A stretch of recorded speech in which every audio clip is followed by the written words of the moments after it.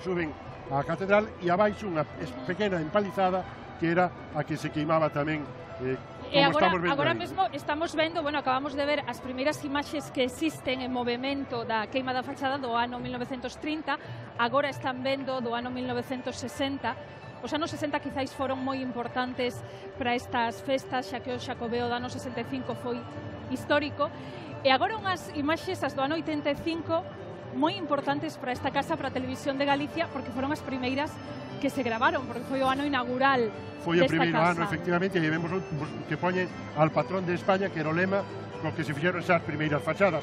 Esa era a fachada Mudéxar, que se quemou ata o ano 1999 e que era unha fachada que se creara no ano 1880. Vemos aí agora No a queima do 87. que foi a primeira retransmisión como tal, e imos xa ao novo milenio, no ano 2000, onde, bueno, digamos que xa se ve un poquinho máis de modernidade, proxeccións na catedral, e claro, ao mesmo tempo, ese cambio de milenio tiñase que notar de alguna forma. A queima da fachada que se fixo no ano 2000.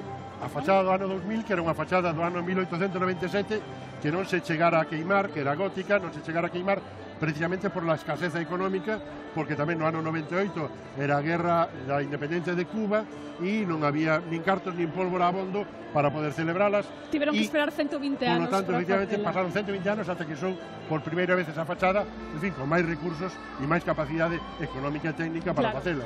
Bueno, ano 2014 están vendo a solta de globos, que precisamente era unha homenaxe ás vítimas de Angrois, e agora os do ano pasado, ano 2016, ese xa os temos frescos, con Raxoi, igual que este ano o Pazo de Raxoi, como lugar central 3D, ¿no? Que a tecnoloxía tamén aí entraba. O tema do mapping e o fracking que se utilizaba o mapping empezou no ano 2011, sí. Pero as imaxes tridimensionais, digamos que se introduciron o ano pasado con eses lentes para imaxes 3D. Un das máis espectaculares é que foron a do ano 2012, que foi precisamente feito pola mesma empresa que este ano se encarga tamén de realizar o espectáculo audiovisual que se vai a proxectar, non en este caso fronte á catedral, senón fronte ao Pazo de Raxoi.